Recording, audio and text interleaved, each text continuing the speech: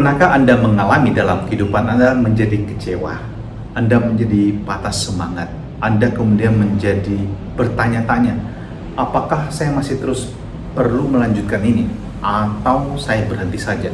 Mungkin Anda membangun sebuah bisnis atau Anda mencoba membangun sebuah relasi dan Anda merasa Anda sudah melakukan yang maksimal, tetapi hasil yang Anda nantikan belum menampakkan seperti yang Anda harapkan.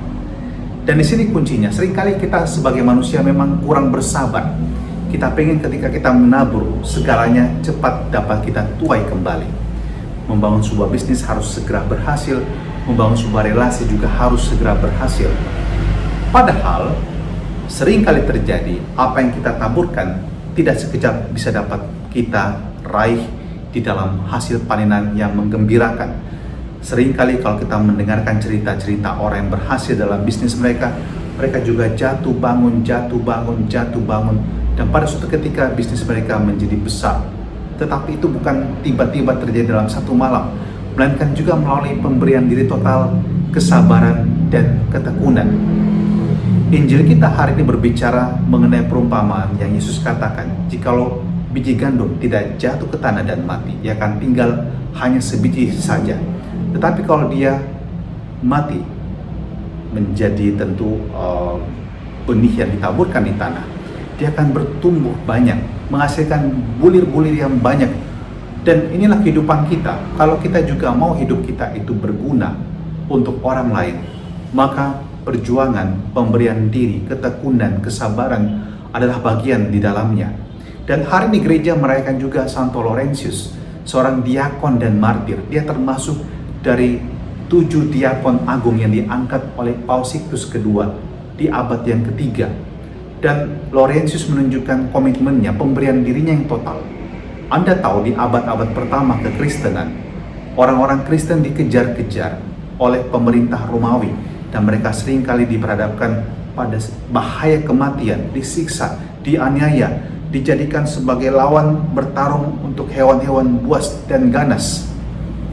Dan Kolosium, kalau Anda pernah berkunjung ke sana, adalah menjadi sebuah arena di mana banyak sekali orang Kristiani di abad-abad pertama menumpahkan darah mereka untuk iman mereka.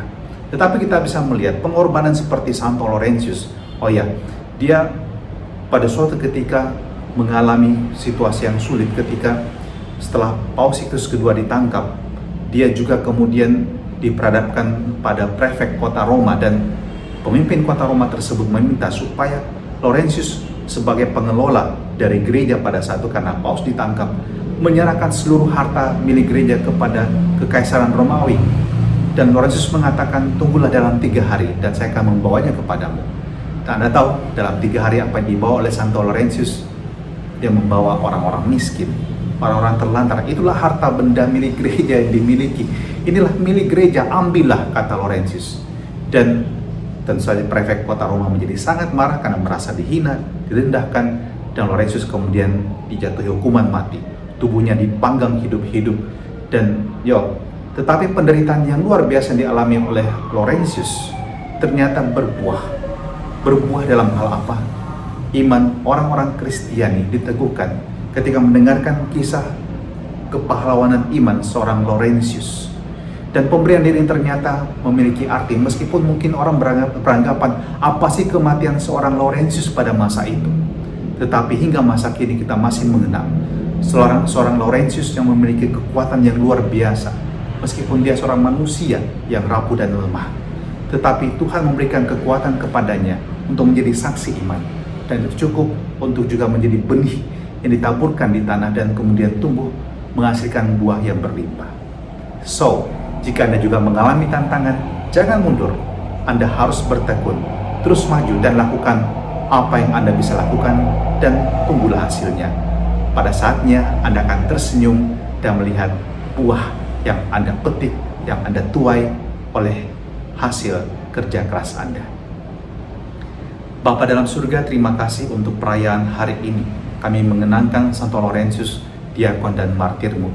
Dan semoga semangat seorang Laurentius juga menjadi semangat kami sebagai pengikut-pengikut-Mu sendiri. Dan biarlah kami juga dapat selalu memberikan kesaksian iman dalam kehidupan kami kepada semua orang yang kami jumpai, Dalam nama Bapa dan Putra dan Roh Kudus. Amin.